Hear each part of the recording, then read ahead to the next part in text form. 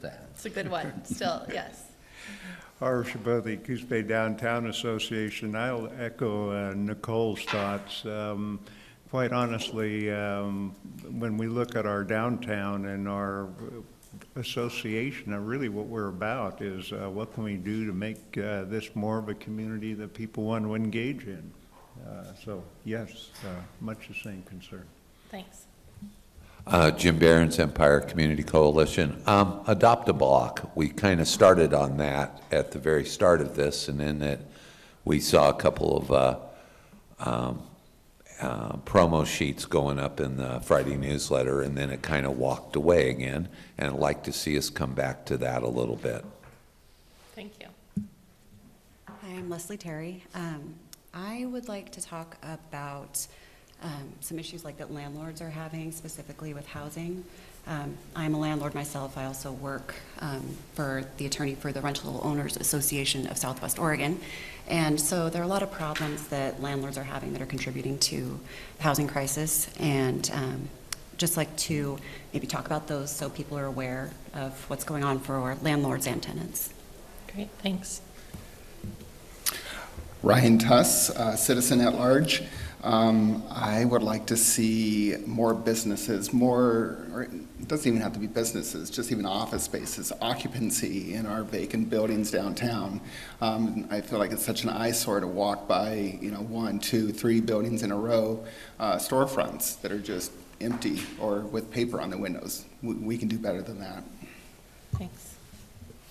Scott Cooper, he took Empire Coalition Youth Representative. There we go. I would like to see the optimism drown out the pessimism. Let's change the course of the conversation through actions, not just words. How do you follow that? Major Dave Kaufman, Salvation Army. I would like tagging on to housing. There's significant need for affordable housing and maybe some discussions around. I know I brought this up before, but people have kind of said, oh yeah, we've talked about that, but like inclusionary zoning, things that are solution focused that would help in housing here. I know most of it's taken out, but I won't take any more time. Thank you. Darren Coleman, Coos Bay Police Department, the Community Resource Officer. I kind of want to echo what Nicole said about the kind of the gathering, but kind of center it more towards family-oriented gathering as something that we've realized in law enforcement is a lot of the folks come over here, they don't have things for families to do, so it makes it hard for them. And if we had stuff for people to do, I think we'd have a lot less of the issues with some of our younger youth that are getting in trouble in our parks and stuff. But Thank you. Most important person in the room, Christine.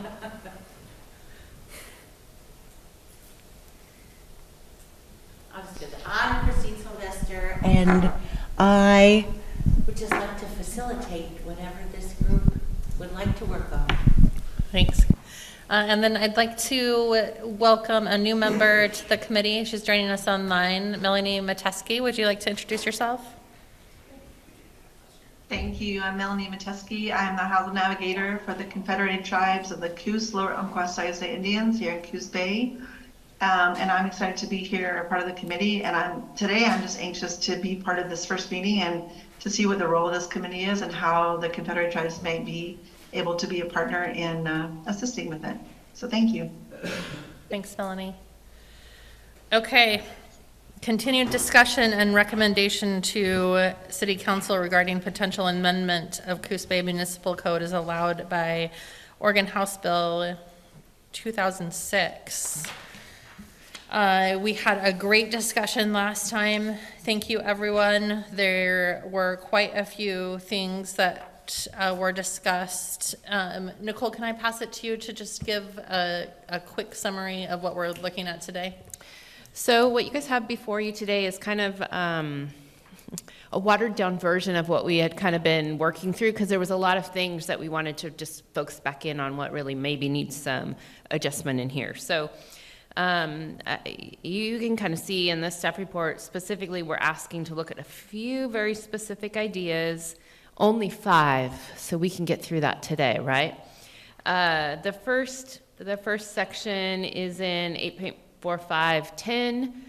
you can kind of see we're going to go through. So we're going to look at some of the edits that were identified that we still want to believe need to be edited. Definition of family. We want to add potentially some language that might allow for a variance opportunity. Some additional edits from the committee members in a later section, and some general review of staff comments in one of the sections. So if we just kind of run through those, I think maybe each section at a time, we might be able to hammer this out.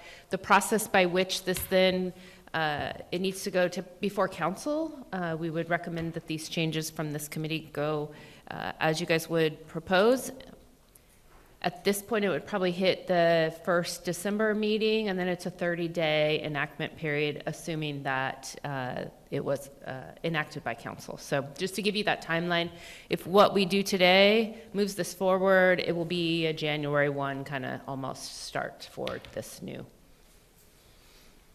Okay, before we dive in, any other general questions or comments before we go into the details? Okay. Let's start with 8.45.010, title and purpose.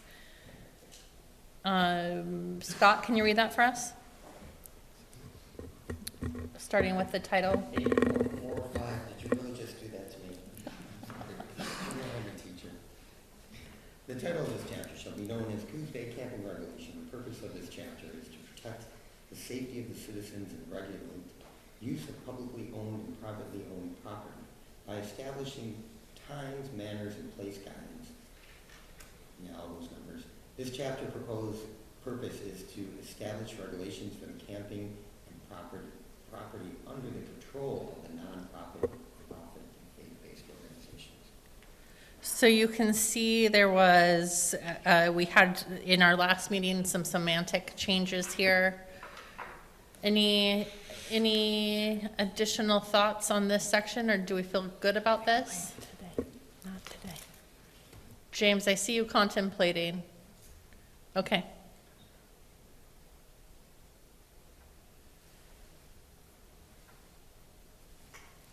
Okay, we're going to check it off. Yeah. Yep. Number 6 of the same page. So if you're looking in the printed version, it's 4. If you're in the online, it's 6. And this one, we had a good discussion about this. Family. Ryan, would you read that for us? Absolutely. Excuse me. Family. Family means 2 or more persons related by blood, marriage, adoption, legal guardianship, or other duty authorized custodial relationship, or not more than 2 unrelated adults.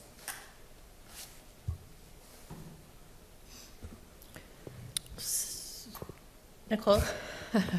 I was just going to remind everyone that the conversation here kind of was family can maybe mean a lot more than what is noted here, but the challenge that we landed with is enforcement of and or verification of, and so trying to come with something that's more generalized is going to be really helpful for the folks who are going to be out in the community kind of dealing with this. So Yeah, I was listening to a different city who has some shelter operations, and they were trying to do something similar to designate family. And I, just like many of these things, it's going to be up for interpretation and best highest impact. Do you want to speak to this at all? Kind of echo like what Nicole was saying. We get into you kind of get into these gray areas real quick, like of what people identify as a family. I think trying to put a general label on it's kind of hard. If a little bit more broad, I think we have that ability to kind of be flexible with it, I think is.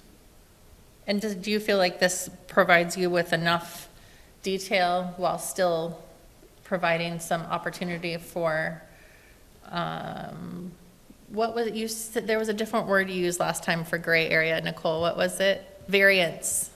Okay. I'm happy that landed. We have this problem all the time. Everybody's their cousin, right? Immediate family. kind of narrows it down a little bit, right? It doesn't get us much out of that gray area, but just that word immediate just kind of narrows it down, or maybe gives you something to work with, right? Because it's not my third cousin's uncle's aunt.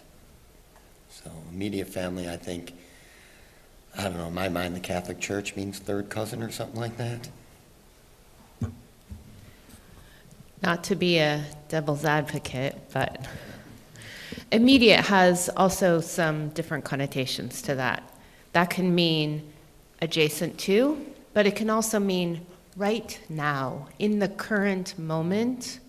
And so, again, I would land with, as much as we want to try and identify, it does feel like this is not broken, therefore maybe we don't try to fix it.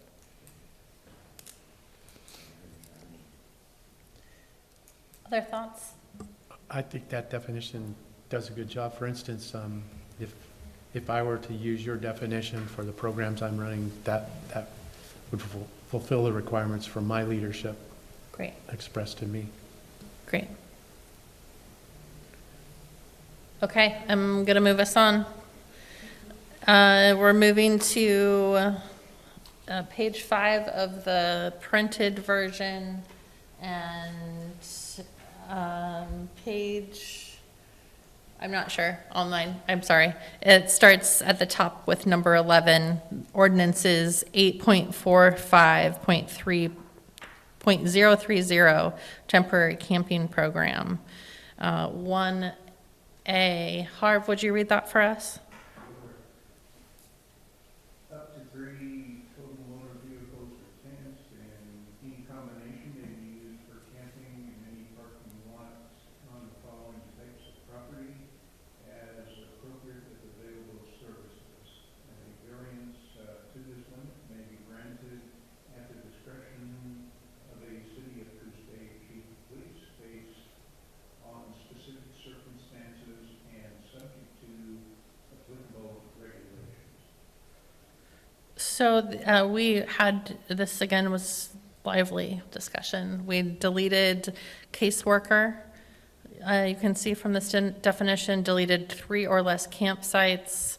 There was some formatting that happened here. There, you can see a comment from an individual, GU2R1. That's probably a nickname, I'm guessing. It's actually guest user. Okay. I don't know. Okay, so it looks like this guest user had some additional ideas. Is that person here today and want to bring that up? Jim, was this, because I think this was the interest in maybe looking at moving this to 6. Was this you or were you? Yeah. We were thinking that. Yeah, we were kind of contemplating that. And I think, sorry, I think instead of playing with that number, we added this language in there that this variance could happen. So there could be the possibility of 6, but you'd need to kind of meet some expectations in order to increase to that larger amount. But leaving it at 3 just kind of sets a standard that we would regularly see. Any additional thoughts or comments on that? There's an additional comment here speaking about dormitory-style shelters and the space requirement required there.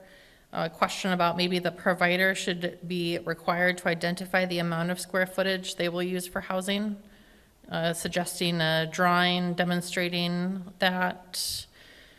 Would you like to speak to that? Well,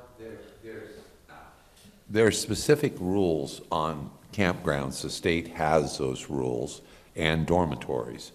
And I think you need to fall fairly close to being in compliance with those. So if the building code enforcement person comes out and okays it, then it's good to go. That's where I was headed. A lot of this stuff, a lot of these shelters actually fall under some already existing Oregon State health rules and Oregon State building rules. We just don't do a lot of it, so we don't have a lot of experience with it. But And so my understanding is that if there's already a rule that we have to follow, we don't necessarily need to include it here, but it's gonna be part of our practice. Yeah. Yeah, okay. James, do you wanna read 1I? Real property developed and owned by a religious institution, place of worship, or a currently registered as active with the IRS nonprofit organization, regardless of the zoning designation of the property. So we just made a couple of small changes here. Any thoughts? David, I'm looking to you, as we know that you're working towards some of these initiatives specifically now. There's, I think the ordinance is not only for me, but for other churches as well who'd like to get into sheltering, temporary emergency sheltering, things like that. So I think that language is good, that it leaves it open to and available to people who are interested in sheltering people. Great. And I do think that, really the call out here is that addition of nonprofit organization. So it expands beyond just the folks who are working in the religious sector. So, and that might fit in maybe AYAs. Does that meet your needs, Cooper? Yeah, no, I understand why it was added in there. Okay, any other comments? We'll check it off. Okay, great. Moving to printed page 6, 2.C. Leslie, do you want to read that for us? Sure. Require a tent or camping shelter in a residential backyard to be not less than 10 feet away from any property line and must meet the requirements for campsite separation away from all existing structures on site to be compliant with fire code. Nicole, I see there's a comment from a city staff. Do you want to tell us about that? Yeah, so I think that was some feedback from last time, was to reach out and find out if that, that 10-foot away from property lines was an important element. And so that was, we did that, and the feedback we got was the types of units, tents or camping units, are exempt from building and fire code, and those were the two things we thought this might be touching when in relation to the distance issue. And again, we're going to comment on the fact that that might be difficult for us to enforce. So, and how many of you have your property lines marked? Just saying. So, I think this is the closest we're going to get to something we're comfortable with. Yeah. Does this mean that we're going to get rid of everything in blue, that 10-foot part? 'Cause Empire in particular, those driveways are right next to each other. You put a camp trailer in there. So we're going to cut out all that stuff in blue, and we're only going to leave the yellow? Is that what we're doing there?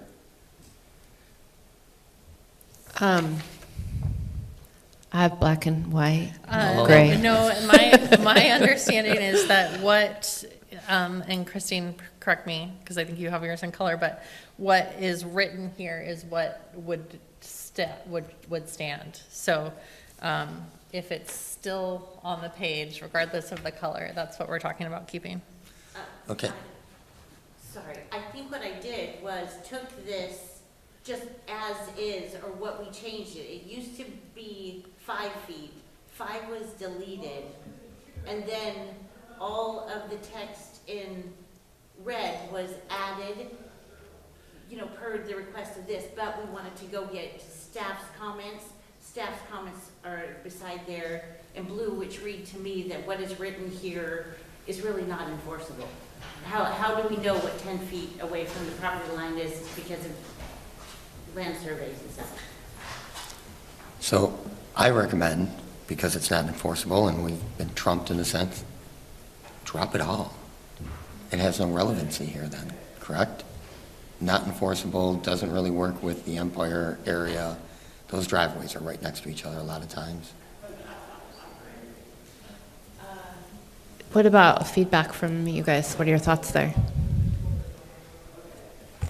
Yeah, I mean, I don't know. I guess I don't really necessarily have a definitive one way or another. And normally I do, so I'm a little wishy-washy on this. I'm always fearful of implementing something that is going to be very difficult to enforce.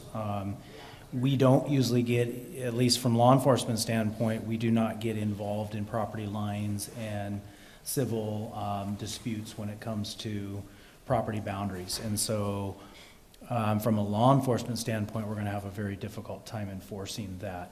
I would have to probably defer it to the codes portion if they want to look at like property lines and property boundaries. And then I would say from the codes perspective, there might be a few other cases above these types of cases that would take precedence. So if we're going to look at maybe revising this, I do think one of the key points here we might have skipped past is that first portion of this, is that whatever's happening on that property happen in the backyard and maybe not in the front yard, if that's a possibility. That might be limiting, though. So could it just say require a tent or camping shelter in a residential, to be in a residential backyard, period? That's a possibility, but. I would feel more comfortable with that as well, because here's the other thing. We really don't have, again, from a law enforcement standpoint, we don't really have necessarily the permission, nor do we have the authority to be on people's property and to actually measure whether or not they're 10 feet, 5 feet, 3 feet. And so when we receive a complaint from maybe a neighbor or a citizen saying they think someone's in violation of this camping ordinance, we don't necessarily have the authority to go onto their property and verify whether it is or it isn't. So sometimes it's an unchecked complaint, and that even frustrates people more when things aren't looked into. And so I like your suggestion.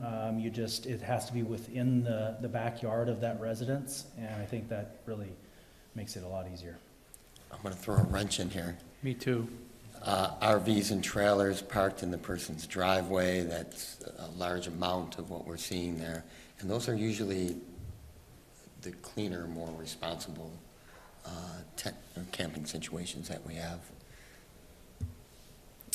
I think that portion of it is, like at the top of the page, kind of talks about in the driveway, that single motor vehicle kind of things are in the driveway.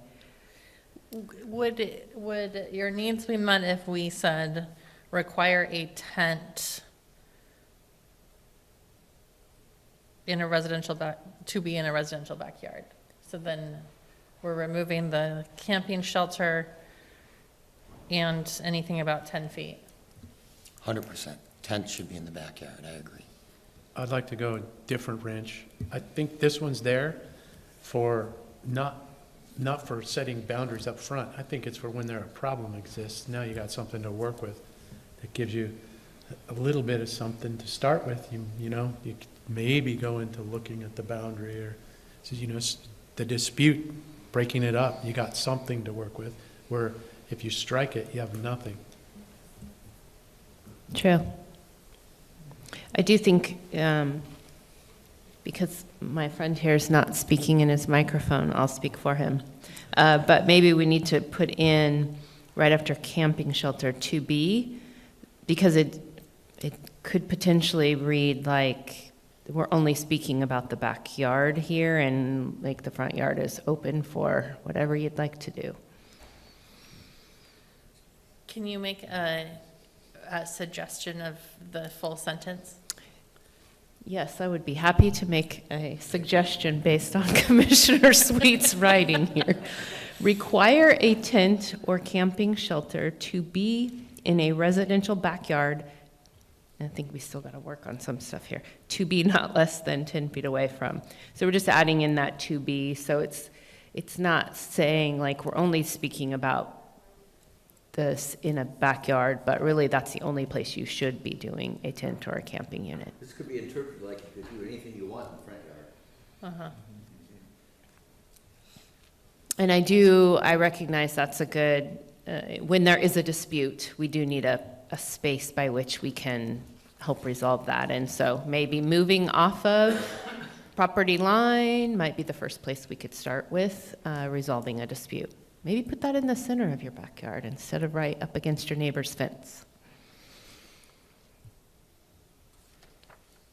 You better have narrow camps, so you're not too close to the building, you're not too close to the property. Yeah, I mean, if we go back up and we go back a page, because right now we're zeroing in and not looking at the full ordinance. So 8.45.030 temporary camping program.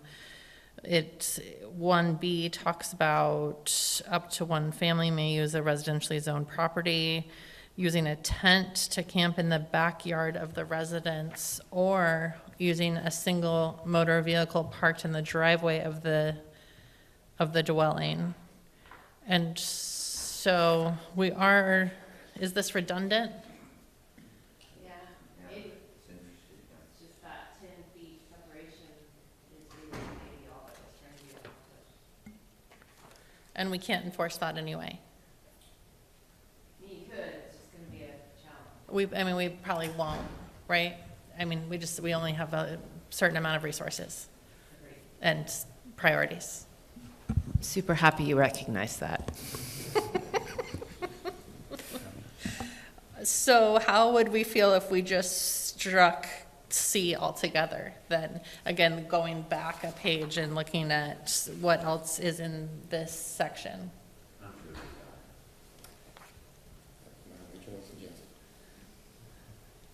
You're trying to take credit?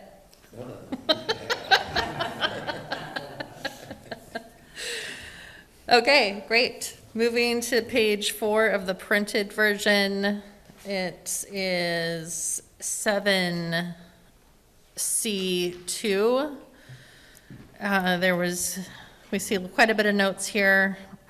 C, a limit of 1 recreational vehicle per 2 acres on vacant land. Properties under 2 acres will require special approval from the Public Works Director or his or her designee. And then moving down, recreational vehicle shall be 10 feet or more from any property line. You can see in the notes some notes about the Ninth Circuit Court of Appeals opinion that did alter the language from vehicle to car, which may have implications, and some additional notes about parking on paved surfaces. Counselor Stevens, I just want to bring up that all of those notes, that we've gone through the 5 that we said that we were going to visit back in the last meeting.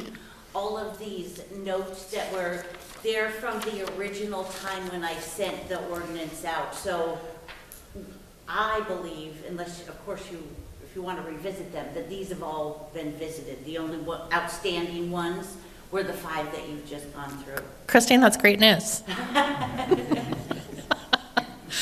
Okay, I'm going to give everybody just a couple of minutes to go and review the last couple of pages to make sure there's nothing left outstanding. Then, so we'll do some silent, fast reading for just 2 minutes to see if there's anything else that stands out to anyone.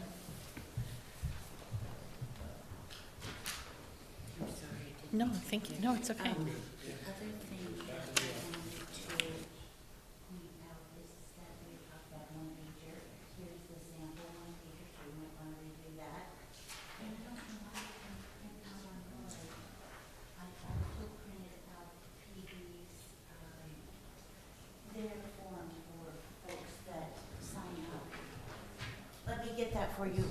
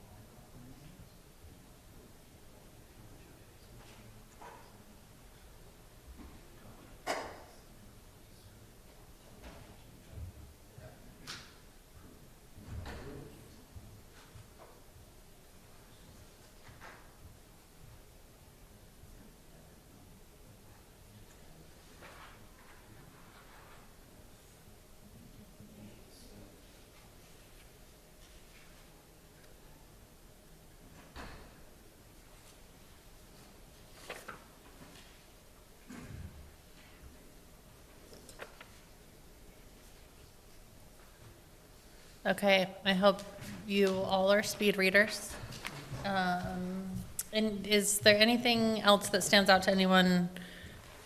Page, the last couple of pages we want to discuss. Okay, I'm hearing, yeah, John, please, yeah. I've not been here through earlier discussion, so pardon me if I'm covering ground that's already been covered.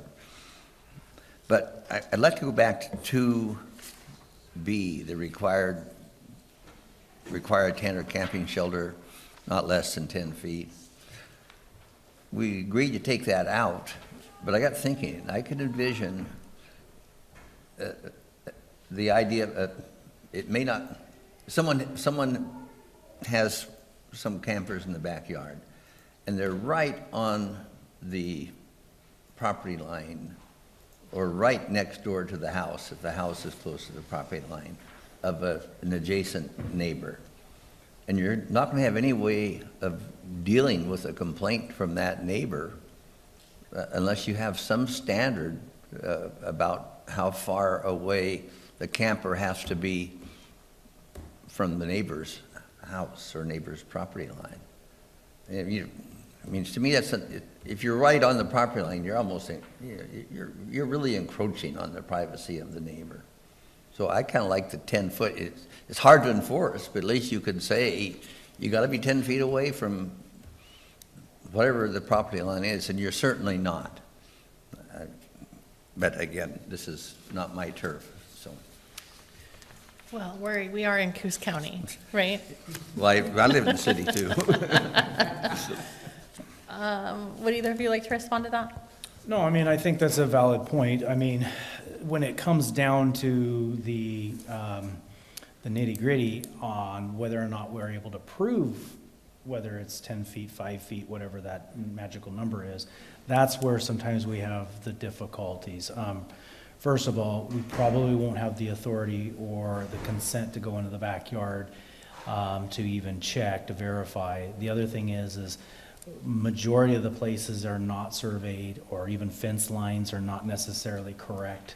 And so now you're dealing with, I like the idea of being able to say, hey, well, that's clearly not 10 feet off the property line. And if somebody is willing to be compliant, then okay, we'll move it and then all is well. But if the issue gets pushed, then that's where we run into the issue. It's like, how do we, unless the city is willing to provide surveying services, which we're not, how do we determine where that property line really is? And so it kind of puts, and not law enforcement, because it wouldn't be enforced at this aspect, it would come from our codes department, but it kind of puts our codes department in a bad situation as far as not being able to really take it to the next step if need be.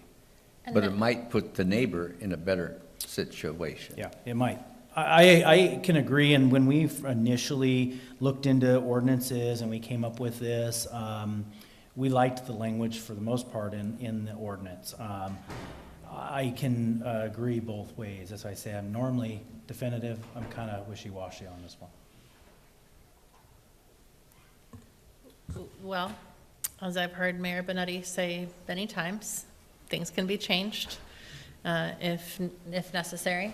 So nothing is, we want to move past this for the time being, but we can always assess if it does end up becoming an issue. Chief, could you speak a bit about what other resources might be available? Because I would assume if the city is getting involved, there's probably a nuisance complaint related to, like, if someone in John's instance has RV parks and it may or may not be on a neighbor's property line. Yeah, and we have faced those complaints and those concerns, and generally it becomes kind of a civil issue at the beginning. Most of the time they're recommended to reach out to a surveyor, establish those boundaries, and then from there the city can enforce the necessary ordinances. And so sometimes it requires the property owner to actually get involved in correcting the issue as well. This is why we should all be good neighbors, right? Can be costly. Yeah. So can we just get a pulse check for this point specifically, how people are feeling? I think we should get to a consensus here on, let's raise hands if we agree that we should include the language around 10 feet separation. We're about half and half here, friends. Melanie, your hand is raised also. I think you might put us over the line. Yeah. So, John, can you read what you think the way that should be written? I think you had something written down already. Well, Or a I suggestion. didn't go that far, but let me see if I can take a step.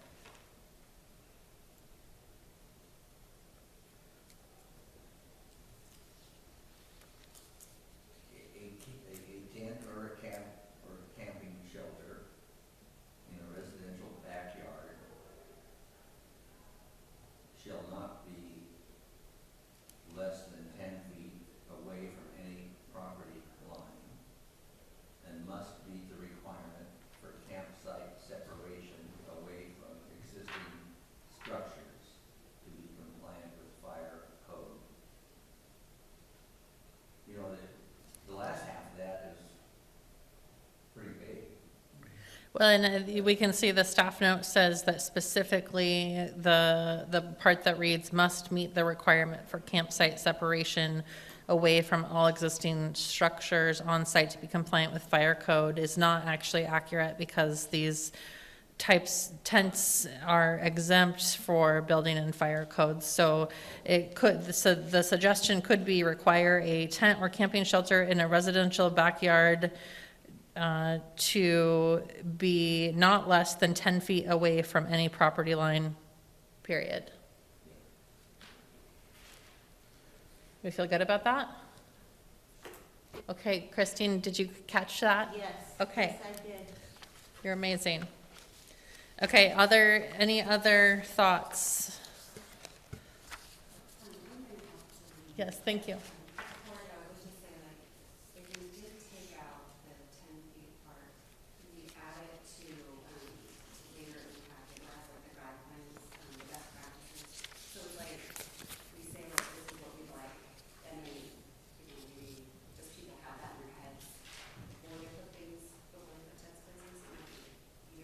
Sure.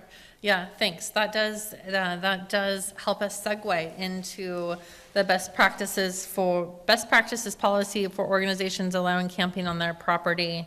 And while we've chosen to leave it in the ordinance, does bring up a good point that could be included here as well, to just really make it easy. These ordinance require a degree in city codes, sometimes to interpret and understand. And so just trying to support our organizations and faith-based partners that are trying to get a quick glance at what's necessary.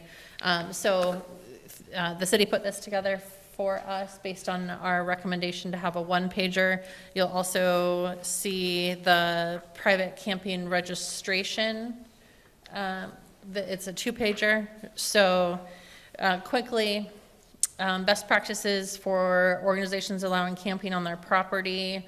We've got 6 things here: health and safety standards, site management, community relations, support services, security measures, and compliance with ordinances. Was there anything on here that stood out to anyone? We heard from Leslie, it would be good to add the 10 feet designation. Language. Anything else that stands out that would be important to be inclusive of this one-pager? Is there? And I seem to be the guy that's going to be focused on negative things today. That's okay. Any language around, for instance, let's say someone says, we're going to put 3 tents in my backyard, and 2 of them are registered sex offenders who haven't registered but are going to be there, and they're up against a neighbor's house. They're within 10 feet. They honor it, and they're at 10 feet away. but they're next to somebody's bedroom. How would that sort of thing, I know that's a worst-case scenario, but how would that sort of thing be isolated out? So, I mean, my initial reaction is that that could fall under the private camping registration acknowledgements, and if that became an issue, it looks like it's enforceable, especially under this, a couple of these that they have to check off. For example, that you understand that the city manager and his or her designee may revoke your right to authorize camping upon finding that any activity occurring on the property by campers is incompatible with the uses of adjacent properties, violates any federal, state, or local law, rule, or regulation, which that would, in your example. Other thoughts? No, I think that would hit it on. I mean, obviously, when they fill this out, I'm not sure if there's any type of a background check done, so the person may not know. But if law enforcement had contact with, let's say we go out there for unreasonable noise, we have contact with the folks that are living in the tent. Obviously, law enforcement, we have a standard procedure, we're gonna run the person we're out with. When that flags that they are unregistered, then that's gonna trigger, more likely than not, it's an arrestable offense. They're gonna be arrested for that. What this would allow us then to do is maybe go to that property owner and say, said tenant that was sleeping in your backyard in the tent was unregistered and is in a violation of the camping ordinance. And so we could catch it in that form or fashion. So, yeah. Yeah. So just going to the application itself, private camping registration that individuals or organizations would need to fill out. We've got 3 different property types listed here. Property developed and owned by a religious institution, property occupied and used by any organization or business primarily for a nonprofit. I'm summarizing here. Vacant or unoccupied property zoned for commercial or industrial use. The city may require the site to be part of a supervised program operated by the city or its agent. So 3 separate property types. We ask that they include the street address and adjacent streets if there's no actual address. Do you have this? Okay. Ownership information, we've got the property owner with some details there. The application contact if it's different from the property owner, and then a slew of acknowledgements that require an initial next to each that are really pulled from our ordinance. So that up to 3 total motor vehicles or tents in any combination may be used for camping in any parking lot. That is not applicable to residential or mixed-use zone property that is developed with an occupied residential dwelling, that you've received authorization for the camping, again, I'm summarizing, that you'll make sanitary facilities available, proper waste disposal, storage, that you understand the applicable federal, state, and local laws, rules, and regulations, and they must be complied with, that you will not require or accept any payment or monetary charge for providing authorization to camp on your property. So we're not going to see a bunch of Bay Point Landing type structures happen on residential zones, although it's a beautiful campground if you haven't been. That you'll require that you understand that as long as you do not create a tenancy for campers, you may revoke permission for camping at any time for any reason. So this one really protects the organization or faith-based organization. That you understand that the city manager, and we read this one, but basically if it's a nuisance or that you're violating any federal, state, local law or rules that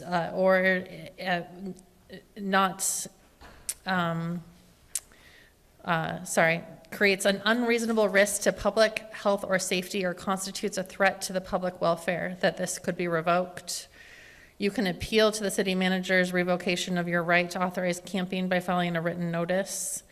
That all persons participating in private camping, including you and anyone else residing or conducting business on your property, do so at their own risk, so reducing some liability. That you have informed or will inform each individual and their guardian, if they are a minor, of the limitations set forth by the city codes. And signature and date, and some code notes. Scott, what stands out to you? Well, one, I do have that. Although we are transitional, and whether we are transitional camping, just check things. And the other one is House Bill 2006 actually refers back to the ability to recoup some of your money in these particular circumstances, up to $300 per unit, which I don't think supersedes anything said in there. I do know when I filled that out and had to read all that stuff in detail, it was the storage space that got me. That was difficult. So yes, we do have that, and I thought it was really well. When I read through it, it was like, let me stop and think about it. So as somebody who went through it and thought about our particular facility, I thought it was very well written and very applicable. So do you have a concern with the part that says that you will not require or accept payment of any monetary charge nor performance of any valuable service in exchange for providing the authorization to camp on your property? As a nonprofit, we don't charge anything to the youth in our case, but we do recoup money through grants to run the facility, and I think that's a splitting hair that's not worth jumping into, specifically because it says in the House bill that you can. It's an interesting nuance, though. It is, we can't provide electric and porta potties and all the other things that we do without having some money, but yet we don't want somebody to pop up an enterprise. So it is a... What if it said that you will not require or accept payment of any monetary charge nor performance of any valuable service in exchange of any valuable service from the individual in exchange for providing the authorization to camp on your property, which would meet your needs, and it would get us to the point that, like, we can't charge people to camp on a property, but then it would allow for nonprofits and faith-based institutions to be able to receive state or federal funds to do so. I see where you're going with it, and this is how they did it on this one. The organization providing services under the subsections may charge a fee no more than $300 per month per client, and only if the client who are financially able to provide the fee and who are requesting the services. So only if they can provide the fee is, I think, how they did it on this one. Splitting hairs again. Services. Yeah, so it wasn't written up as rent, because you know what happens if we go rent route. It establishes tenancy. Yeah. So we talk about fees for service on that one, which makes sense and gets us out of that. Chief, do you have a thought on that? I think you're covered if you say you're not going to collect it from the individual.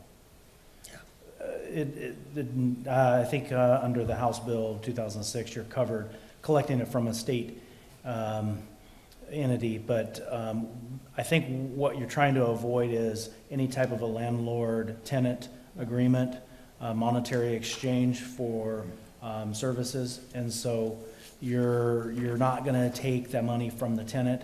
The state's going to provide you money, but again, it doesn't come out of that tenant's pocket. Yep. Agreed. Christine, did you note that? I'm a little confused. Are you on the? I'm on the camping registration? Yep, and it's the third one on the second page. So it would just be adding the word individual. Gotcha. Okay. Can I Okay. point out Yes. one thing? I just want to bring it to the attention, I'm sure this group is completely aware, but we were talking a lot about residential tents in the backyard of residential housing subdivisions or whatnot. This, from everything that I understand on this and hope generating this form, I just wanted to kind of point out that this isn't really relevant to residential neighborhoods. Is everybody on that same page? I mean, none of these three boxes really talk about residential. More, please, because I thought we were talking about residential. Me too. Well, I think they're open to we're it. not. We're talking about properties owned by a religious institution, place of worship, or public agency, including city, regardless of zone designation of property. So that's clearly not a residential house.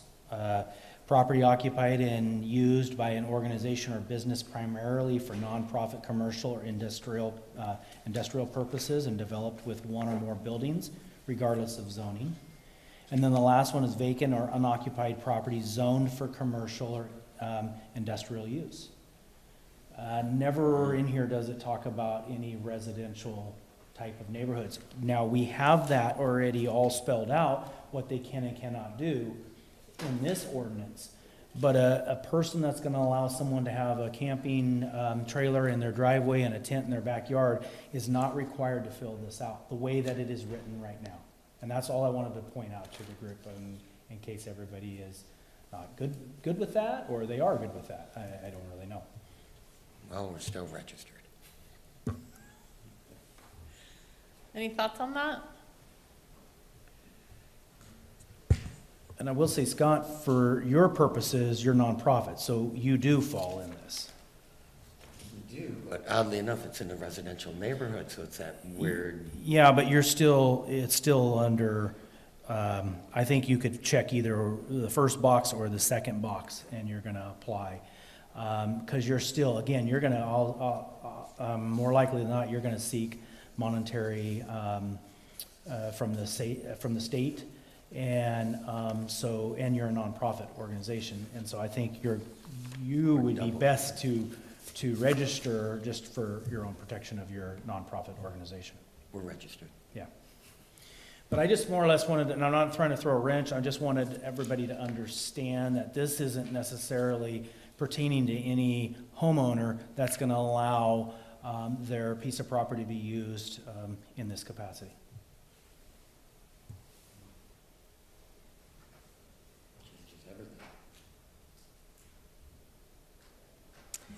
I think it's very simple to establish an NPO. In Nevada, that's the last place I did it. It was $1,000. You pay the fee to the state. Now I've got my own nonprofit organization, and I can establish my place of business as my residence. It messes with my insurance, of course, but it's still possible that I could do that. I don't know if that matters in this case. Yeah, I'm not sure either, one way or another.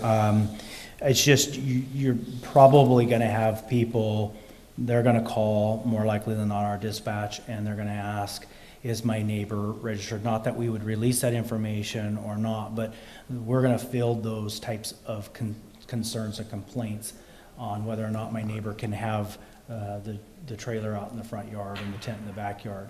And when you're dealing with residential neighborhoods, the ordinance already allows that as long as they're within the guidelines of this ordinance, but it does not require them to register and then to note all these check boxes and be on file.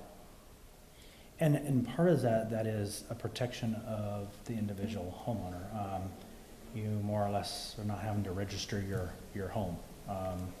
So it could be something that we may want to talk with Nate on, or we may want to get some further guidance if we did want to include residential dwellings in this.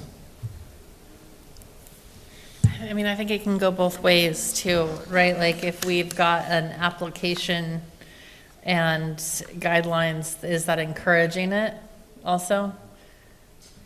Uh-huh. No, I'm going to throw it a different way. I believe I might see in our community many pieces of property that have multiple units on it.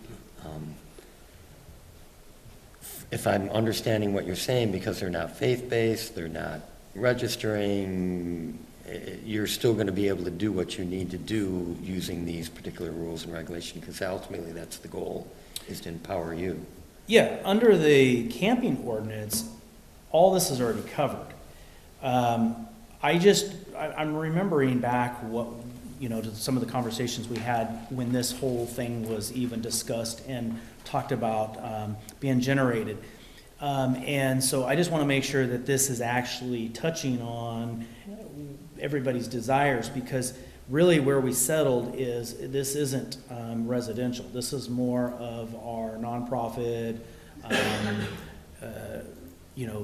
some of the commercial property that we have that is allowing people to come and stay on their property. And it doesn't negate or take away the rights of a property owner to do that in a residential neighborhood. It just does not require them to register. But it doesn't empower you to go into that resident that is perhaps abusing the situation. No, private property is very touchy, and that's what takes me back to even the 5-foot, 10-foot conversation we had earlier. When you start dealing with private property matters, there's a whole nother set of circumstances that is required for law enforcement to actually enforce. And so I think that's why we really leave that out, because we're really getting into something that is probably oftentimes not enforceable, or maybe not really necessary to have on this form. We have it covered in here. If things go south and we need to enforce something, we have an ordinance already established that allows us to enforce it through that ordinance. Okay. We can always revisit this if needed. Right, so let's, a little pat on the backs for getting through this. I know it took a couple of meetings. Thank you for your diligence.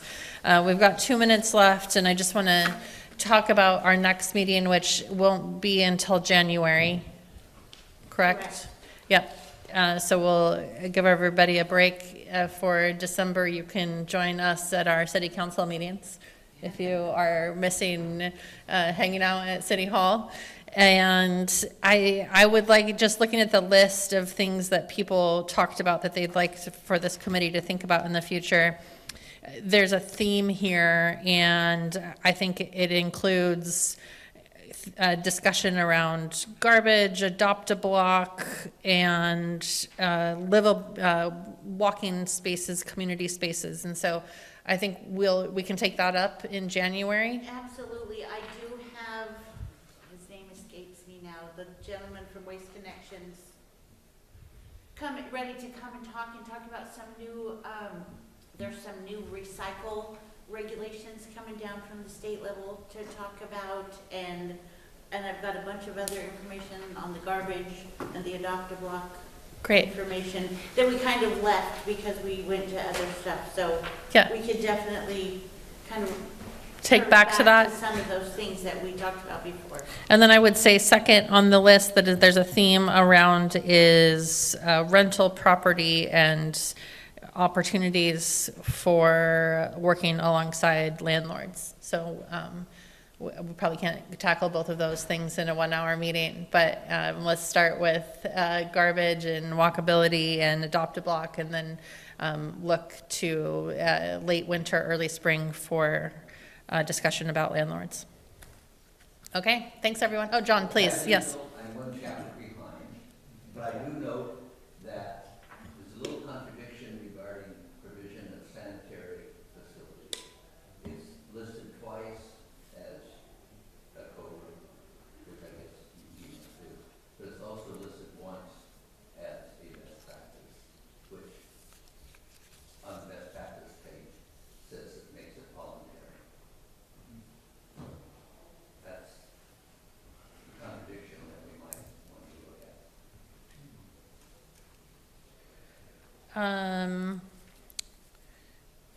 So under the best practices, it says 1, health and safety standards, sanitation facilities, ensure access to clean restrooms, hand washing stations, and waste disposal units for campers. But you're saying in the ordinance, it doesn't say that? So you know what, you're reading too fast for my ears. Sorry, John. Under best practices, health and safety standards, number 1. Yep. Sanitation facilities, the owner must assure access to clean restrooms, hand washing stations, and waste